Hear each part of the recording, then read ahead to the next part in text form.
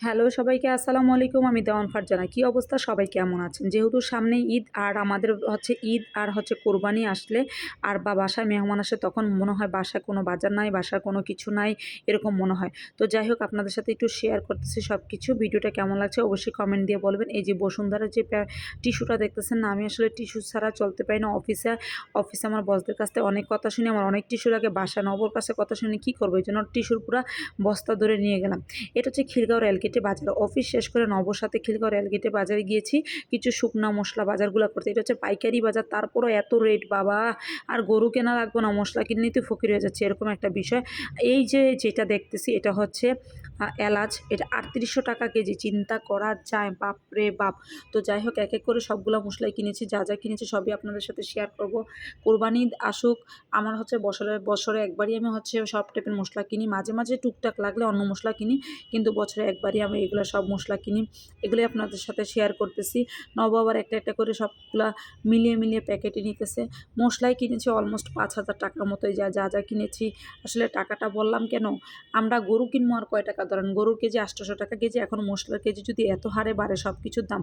আমাদের চাকরি বেতন কিন্তু ভাই ২ দিন পর, ১ দিন পর বাড়ে না। বিশ্বাস করেন, বছরে একবার বাড়ে, কোনো বছর বাড়েও না। কিন্তু সব কিছুর দাম যেই হারে বাড়তেছে আমার মনে হয় বাংলাদেশে টিকাই খুব কষ্টদায়ক হয়ে যাবে। এখন থেকে আমি ভাবছি হয় বিদেশে চলে যাবো, নাহলে কোনো কিছু খাওয়া-দাওয়া করবো না, সব খাওয়া-দাওয়া বন্ধ করে দিবো। এত দাম দিয়ে কোনো কিছু কেনাকাটা করতে গেলে সত্যিকার অর্থে অনেক খারাপ লাগে। অবশেষে কেনাকাটা শেষ করে বাসায় চলে আসছি। এগুলো হচ্ছে আমাদের মেয়ে মানুষের এরকম একটা অবস্থা। ঈদ আসলে বা বাসায় কোনো মেহমান আসলে সংসারে কিচ্ছু নাই কেনাকাটা করতে হবে, এরকম একটা বিষয়। পাইকারি মার্কেট দেখে ওইখানে একটু রেটটা কম আছে। এছাড়া আমি সবসময় আদর্শ বাজার দিয়ে সবকিছু কেনাকাটা করি। মাঝে যখন অনেক কিছু মসলা লাগে তখন আমি পাইকারি দোকানে যাই বা পাইকারি জায়গায় গিয়ে কেনাকাটা করলে একটু সুবিধা হয়। তো যা কিনেছি এগুলোই শেয়ার করতেছি। এই যে বললাম না, ঈদ আসবে করে যে কত কিছু কেনাকাটা করতে হয়, এটাই মনে আমরা মেয়ে মানুষ, তাই না? তো যাই হোক যা কেনাকাটা করছি সবই আপনাদের সাথে শেয়ার করছি। আপনাদের যদি ভালো লাগে অবশ্যই কমেন্ট দিয়ে জানাবেন। আমার কাছে মনে হয় প্রত্যেকটা মেয়ে মানুষের কাছে ঈদ আসা বা কোনো বাসায় একটা মেহমান আসা একটা স্পেশাল কোনো কিছু করতে ইচ্ছা করে। যেহেতু তালের সেশন চলে যাচ্ছে, এটা হচ্ছে তালের শ্বাস বা তালের আটি যেটাই বলেন। আমি একটু কিনে নিলাম যে লাস্ট বারের মতো। তো আমার ভিডিওটা কেমন লাগতেছে একটু আপনারা অবশ্যই কমেন্ট দিয়ে জানাবেন। যা কেনাকাটা করছি সবই শেয়ার করছি। এটা হচ্ছে ব্রাশ, এটা হচ্ছে কবিতা হচ্ছে বেসিনের নিচে অনেক ময়লা জমে, ওর জন্য কিনে নিয়ে আসছি। আল্টিমেট দড়িও কিনে নিয়ে আসছি, যেহেতু সামনে কোরবানি ঈদ, ওই যে বললাম না। তো যা করেছি সবই আপনাদের সাথে শেয়ার করতেছি। এত মসলার দাম আর কি বলবো, কিন্তু সংসার বললাম না, এই আগে যদি জানতাম সংসারই করতাম না সত্যি।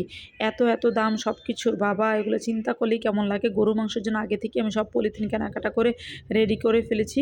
এগুলো হচ্ছে টিস্যু, ওই টয়লেট টিস্যু ছাড়াও আরও অনেক টিস্যু লাগে আমার।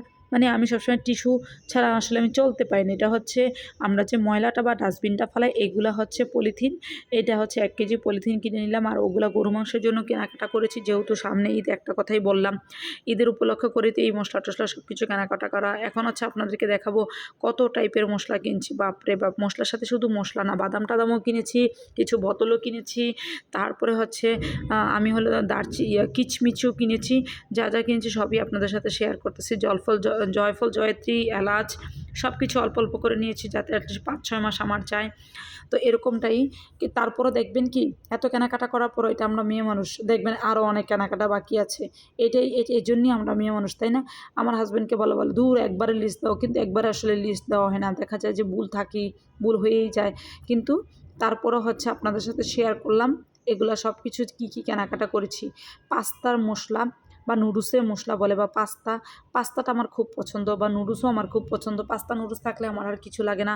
যেহেতু ওই মার্কেটে গিয়েছি, এটা খিলগাঁও রেলগেট মার্কেটের ভিতরে, ওইখান থেকে পাস্তাটা একটু কমের মধ্যেই মনে হলো পাইলাম। তো সব কিছুই নিয়ে আসছি, সব কিছুই আপনাদের সাথে শেয়ার করতেছি।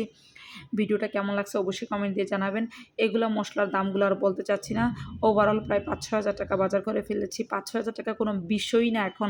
বাজার করলে ৫-৬ হাজার টাকা কোনো বাজার দেখাই যায় না, এরকম একটা বিষয়। আর যে হারে মসলা বাড়ছে, সে হারে তো ৫-৬ হাজার টাকা কোনো বিষয়ই না। গরুর মাংসের দাম যদি ৮০০ টাকা কেজি হয়, চিন্তাটা করেন তাহলে এগুলোর দাম কী হওয়া উচিত। তো ভিডিওটা কেমন লাগছে কমেন্ট করবেন।